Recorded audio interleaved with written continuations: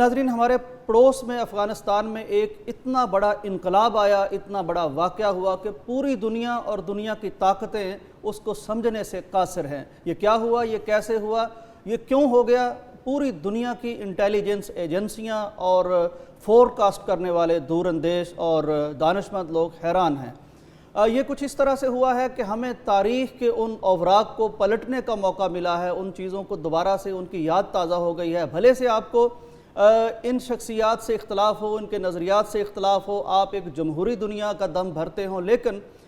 ہمیں بہرحال وہ مناظر یاد آئے ہیں جو تاریخ اسلامی میں صحابہ کرام سے منسوب ہیں۔ کس طرح وہ لوگ اٹھے جو دنیا سے کٹے ہوئے ایک جزیرے میں رہتے تھے اور محض ایمان تھا ان کے پاس، اور لیٹسٹ دنیا کی نہ ٹیکنالوجی تھی، نہ وہ تعلیم تھی، نہ وہ تربیت تھی، ان کے مقابلے میں سپر طاقتیں تھیں، لیکن اپنے ایمان کے بل بوتے پر انہوں نے دنیا کو بدل کے رکھ دیا۔ ہم نے ان کو دیکھا کہ کس طرح سے ایران کے دبیز قالینوں پر وہ نیزے لے کے چل رہے تھے، کس طرح ان کے صحنوں میں پھر دنیا کا مال و متاع آیا ہوا تھا اور وہ قرآن کی آیتیں پڑھ رہے تھے، کہ کس طرح اللہ نے ہمیں ان چیزوں کا وارث بنا دیا۔ یہی مناظر ہم نے بھی دیکھے۔ وہ لوگ کوئی قریب 20 سال قبل سپر پاور جن کے مقابلے میں آ گئی اور پوری دنیا جمع ہو گئی جن کے مقابلے میں، اپنی ٹیکنالوجی کے ساتھ، اپنی دانش کے ساتھ، اپنی افرادی قوت کے ساتھ، اور اس وقت کوئی ان لوگوں کے حق میں بات کرے یہ ممکن ہی نہیں تھا۔ اپنے اور پرائے سب ان کے خلاف تھے۔ صرف 20 سال کا عرصہ گزرا ہے اور آج پھر جو بائیڈن جو امریکہ کا صدر ہے وہ بھی حیران ہے، انڈیا بھی حیران ہے، اور پوری دنیا حیران ہے کہ یہ انقلاب کیا آ گیا۔ اسی پر بات کرتے ہیں۔ ہمارے ساتھ موجود ہیں ملک کے ممتاز ماہر تعلیم، دانشور، اسکالر جناب ڈاکٹر محمد حماد لکھوی صاحب۔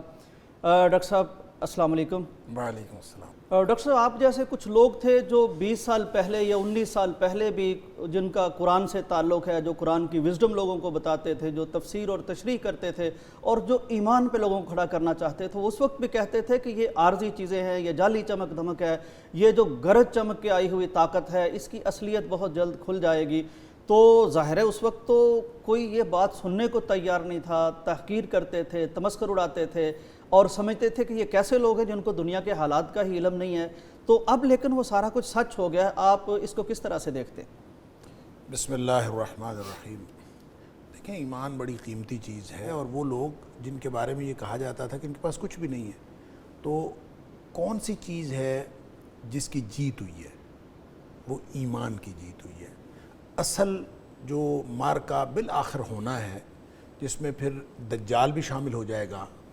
تو اس میں اہل ایمان کا جو مارکا ہے وہ مادیت کی اعلیٰ ترین قسم کے ساتھ ہے۔ مارکا ایمان و مادیت، ایمان اور مادیت کا مارکا ہے۔ لہٰذا یہ جو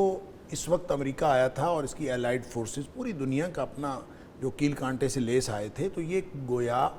اس وقت پوری دھرتی پر موجود مادیت کا جو سب سے بڑا مظاہرہ یہی تھا جو افغانستان کے اندر ہوا،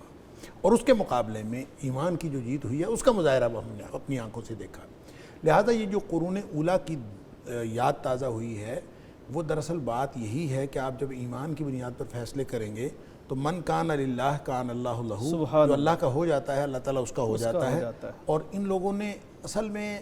یہاں یہ تو اس کی گویا جو اس کے پیچھے روح ہے، اگر ہم اس کو سمجھ سکیں، اور اللہ کرے کہ ہم اس کو سمجھ جائیں، اور ایمان کی جو اہمیت ہے اور ایمان کی جو ہماری زندگیوں کے اندر جو حقیقت ہے اس کو ہم سمجھ جائیں، اور انفرادی اور اجتماعی طور پر آئندہ زندگی کے لیے ہم ایمان کی بنیاد پر فیصلے کرنے شروع کر دیں، تو ہمارے سارے معاملات ٹھیک ہو سکتے ہیں۔ لیکن اس کا جو عملی پہلو ہے اور جو تکنیکی پہلو ہے، یا یوں کہہ لیجئے جو اس کا واقعاتی پہلو ہے، وہ یہ ہے کہ امریکہ اپنی ساری اس یعنی طاقت کے ساتھ جب یہاں حملہ آور ہوا تھا تو وہ شاید مس کیلکولیٹ کر گیا۔ اس کا خیال یہ تھا کہ یہ بالکل ٹیکنالوجی سے دور لوگ ہیں، دیہاتی لوگ ہیں،